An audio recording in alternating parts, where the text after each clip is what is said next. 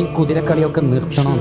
എത്രാന്ന് വിചാരിച്ചിട്ട് ഈ കളി തുടരില്ല? എത്രാന്ന് വിചാരിച്ചിട്ടാ ഈ കളിയൊക്കെ നിൽക്കാൻ വലിയ പണിയില്ലാന്ന്. നമ്മൾ എന്തെങ്കിലും ഒരു ചെറിയ പരിക്ക് പറ്റിയിട്ട്, കാലിനോ കൈക്കോ പരിക്ക് പറ്റിയിട്ട് ഹോസ്പിറ്റലിൽ പോയി, ഡോക്ടർ പ്രിസ്ക്രിപ്ഷൻ എഴുതിക്കൊണ്ടിരിക്കുമ്പോൾ പറയാണ് ബ്ലഡ് ഒന്ന് ടെസ്റ്റ് ചെയ്താലോ എന്നുണ്ട്, ഒരു ടെസ്റ്റിന് കൊടുത്താലോ എന്നുണ്ട്. പ്രശ്നമൊന്നുമില്ല, ബേജാറൊന്നുണ്ട്, ക്യാൻസർ സെന്ററിലേക്ക് പോയി എന്ന് പറയലോടുകൂടി തീർന്ന് ചങ്ങായിമാരെ നമ്മൾ ജീവിതം തീർന്ന്.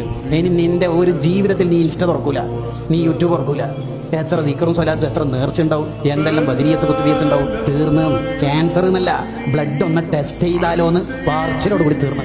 ആരോടാ ഈ കിബറൊക്കെ? എത്ര കാലം ഈ കട്ടൗട്ടും ഫ്ലക്സ് ഒക്കെ കെട്ടാൻ മേലെ കയറിയില്ലേ? അർജന്റീന, ഫ്രാൻസ്, പോർച്ചുഗലിന്റെ അല്ലേ? നീ താഴെ ഇറങ്ങൂല ഒരു ദിവസം വേൾഡ് കപ്പ് കഴിഞ്ഞാണെങ്കിലും മുമ്പാണെങ്കിലും ഗ്രൗണ്ട് ഫ്ലോറിലല്ല ഉദ്ദേശിച്ചത്, കുറച്ചുകൂടി താഴെ ഖബറിൽ. അന്നൊറ്റക്ക സെലിബ്രേറ്റഡ് ടീമില്ല, ഫാൻസ് അസോസിയേഷൻ ഇല്ല, ആരുമില്ല. റെഡ് സിഗ്നൽ കത്തി കാറ് നിർത്തി, ട്രാഫിക് അല്ലേ, റെഡ് സിഗ്നൽ കത്തി കാറ് നിർത്തി. ഉണ്ടായ സംഭവമല്ലേ ഈ പറയണത്? കുറച്ച് കഴിഞ്ഞിട്ട് പച്ച ലൈറ്റ് കത്തി, കാർ പോകാൻ നോക്കുമ്പോൾ മുമ്പിലത്തെ കാർ പോകണില്ല, തുരുതുരാ ഹോൺ അടിച്ചു, ചൂടായി.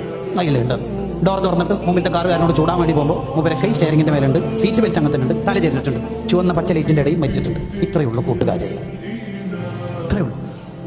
എത്ര കാലം നിർത്തണ്ടേ? നമുക്ക് ഇതൊക്കെ നിർത്തണ്ടേ? കുറെ ചെയ്തില്ലേ? മതിയില്ലേ?